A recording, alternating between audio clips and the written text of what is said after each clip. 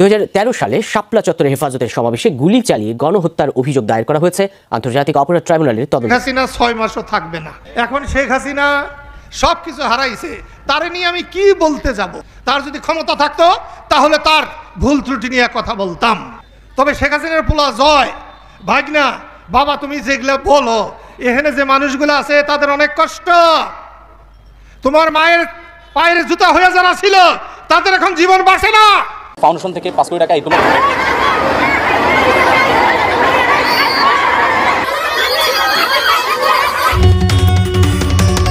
কোটা সংস্কার আন্দোলনে পুলিশের গুলিতে রংপুরে বেগম রোকেয়া বিশ্ববিদ্যালয়ের ছাত্র আবু সাইদ হত্যাকাণ্ডের ঘটনায় চাকরি হারিয়েছেন রংপুর রেঞ্জের ডিআইজি মোহাম্মদ আব্দুল বাতেন। তাকে বাধ্যতামূলক অবসরে পাঠিয়ে 13 আগস্ট স্বরাষ্ট্র মন্ত্রণালয় প্রজ্ঞাপন জারি করে। মন্ত্রণালয়ের জননিরাপত্তা বিভাগের সচিব মোহাম্মদ জাহাঙ্গীর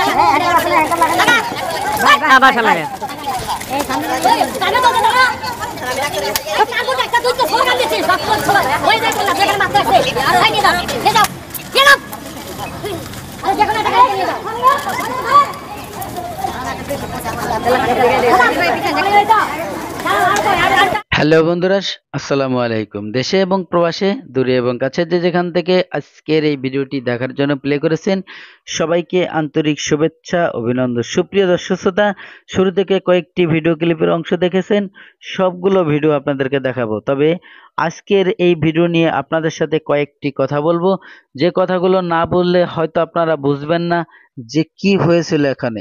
সুপ্রিয় দর্শক শ্রোতা, আমাদের গত কয়েকদিন যাবত যে সমস্ত নেতা মন্ত্রীকে বিএনপি এবং সাবেক সংসদ সদস্যরা, আমলিগের যারা নেতাকর্মীরা ছিল, একে একে কিন্তু সবাই ধরা পড়তেছে এবং প্রত্যেকের নামলেই 1টা 2টা 3টে 5টা করে মামলা হচ্ছে। তারই একটি মামলার জের ধরে একজনকে যাকে পাচ্ছে তাকেই আসামি করে জেল হাজতে পাঠাচ্ছে। দর্শক, 7-10 দিন করে রিমান্ড দিচ্ছে এবং আজকে আমরা জানবো কিভাবে, কেন এই রিমান্ডগুলো দিচ্ছে এবং পুলিশ সদস্যদের সাথে এত ঠেলাঠেলি আসামি নিয়ে কেন। সুপ্রিয় দর্শক শ্রোতা, একটা আসামি যখন ধরে ডিবি কার্যালয় এবং জেল হাজতে নেওয়ার জন্যই করে, তখন কিন্তু সাধারণ মানুষের যে একটা ঢল, তাদের যে অনুভূতি, তারা তো যদি পারে তাদের হাতে দিলে একটা একটা করে চুল তারা টানিয়ে উঠিয়ে ফেলবে, কারণ তাদের প্রতি মানুষের এতটা ক্ষোভ। যেমনটি দেখা গেছে আমাদের দীপুমণি, যে সাবেক যে শিক্ষামন্ত্রী ছিল দীপুমণি, সেই দীপুমণির পরে মানুষ এতটা ক্ষেপা, কারণ উনি দীর্ঘদিন ধরে, গত 16-17 বছর ধরে যে মন্ত্রিত্ব করেছে, তার এলাকায় কোনো কাজ করে নাই। শুধু তার ভাই রংবাজি করে বেড়াইছে, নেতামি করে বেড়াইছে, পুরো এলাকাটা একদম লঙ্কা কাণ্ড করে ফেলেছে। দর্শক, এদিকে আমাদের আইনমন্ত্রী, তিনিও কিন্তু একই অবস্থা, দুর্নীতির পাহাড় করে ফেলাইছে। বিদেশে গাড়ি বাড়ির অভাব নাই এবং সাধারণ জনগণ বলছে তাদের যত ব্যাংক ব্যালেন্স আছে, অর্থ সম্পদ আছে, সবকিছুই নিলাম করে দেওয়া হোক। তাদের মালিকানা একমাত্র সরকার ও দেশের জনগণ। সুপ্রিয় দর্শক শ্রোতা, এভাবে যদি কয়েকটা লোকরে করা হয়, বিগত দিনে সামনে যারা আসবে তারা দুর্নীতি করার সময় 1 থেকে 10 বার ভাববে যে আসলে আমরা দুর্নীতি করব কিনা।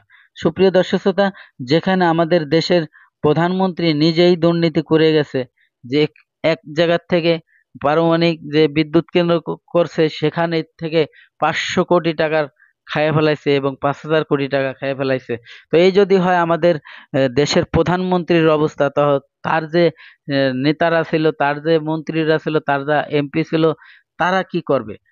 আসলে কিছুই করার নাই, সাধারণ জনগণের দেখা ছাড়া কিচ্ছুই করার নাই। তো চলুন আমরা সেই চাঞ্চল্যকর সেই তথ্যটি জানি এবং সেই ভিডিওটি দেখি। দর্শক, ছোট্ট করে একটি রিকোয়েস্ট করব, আপনি যদি আমার চ্যানেলের নতুন বন্ধু হয়ে থাকেন, ভালো লাগলে চ্যানেলটিকে সাবস্ক্রাইব করে রাখবেন, বন্ধুদের মাঝে ভিডিওটি লাইক কমেন্ট শেয়ার করে বেশি বেশি করে পৌঁছায় দেবেন। তা চলুন আমরা সেই ভিডিও ক্লিপটা দেখি। কোটা সংস্কার আন্দোলনে পুলিশের গুলিতে রংপুরে বেগম রোকেয়া বিশ্ববিদ্যালয়ের ছাত্র আবু সাইদ হত্যাকাণ্ডের ঘটনায় চাকরি হারিয়েছেন রংপুর রেঞ্জের ডিআইজি মোহাম্মদ আব্দুল বাতেন। তাকে বাধ্যতামূলক অবসরে পাঠিয়ে 13 আগস্ট স্বরাষ্ট্র মন্ত্রণালয় প্রজ্ঞাপন জারি করে। মন্ত্রণালয়ের জননিরাপত্তা বিভাগের সচিব মোহাম্মদ জাহাঙ্গীর আলমের স্বাক্ষরিত প্রজ্ঞাপনে বলা হয়, সরকারি চাকরি আইন অনুযায়ী জনস্বার্থে আব্দুল বাতেনকে চাকরি থেকে অবসর দেওয়া হয়েছে। সরকারি চাকরি আইন 2018 এর 45 ধারায় বলা আছে, কোনো সরকারি কর্মচারীর চাকরির মেয়াদ 25 বছর পূর্ণ হওয়ার পর জনস্বার্থে প্রয়োজনীয় মনে করলে কোনো কারণ ছাড়াই যে কোনো সময় সরকার তাকে চাকরি থেকে অবসর দিতে পারবে। এটি বাধ্যতামূলক অবসর হিসেবে অবহিত করা হয়। কোটা সংস্কারের দাবিতে আন্দোলন চলাকালে গেল 16 জুলাই দুপুরে বেগম রোকেয়া বিশ্ববিদ্যালয়ের সামনে পার্ক মোড়ে প্রতিবাদ মুখর নিরস্ত্র আবু সাইদকে পুলিশ গুলি করে। সহপাঠীরা তাকে রংপুর মেডিকেল কলেজ হাসপাতালে নিয়ে গেলে কর্তব্যরত চিকিৎসক মৃত ঘোষণা করেন। সাইদকে নির্মমভাবে গুলির দৃশ্য গণমাধ্যম ও সামাজিক যোগাযোগ মাধ্যমে ছড়িয়ে পড়লে যা নিয়ে দেশজুড়ে তোলপাড় শুরু হয়। আর ছাত্রদের উপর গুলির নির্দেশদাতা ছিলেন রংপুর রেঞ্জের সদ্য সাবেক ডিআইজি আব্দুল বাতেন। এ ঘটনার পর ছাত্র জনতার আন্দোলন আরও বেগবান হয়। ওই ঘটনায় আব্দুল বাতেনের নির্দেশে পুলিশ বাদী হয়ে মিথ্যা তথ্যে এজাহার সাজিয়ে মামলা করে। সেখানেও আসামি করা হয় ছাত্রদেরকেই। বলা হয় সাইদ পুলিশের গুলিতে মারা যায়নি। মামলায় মাহিন নামে এক কিশোরকে গ্রেপ্তার করে নির্যাতনের অভিযোগ ওঠে। শেষ পর্যন্ত আদালত তাকে জামিন দেন। এদিকে রংপুর রেঞ্জের সদ্য সাবেক ডিআইজি বছরের পর বছর হাসিনা সরকারের তাবেদারি করে আওয়ামী লীগ সরকারের আস্থাভাজন হয়েছেন। বিনিময়ে বাগিয়ে নিয়েছেন ভালো ভালো পোস্টিং, ঘটেছে পদোন্নতি, এর সাথে দুর্নীতি ও নানা অপকর্ম করে কামিয়েছেন কোটি কোটি টাকা।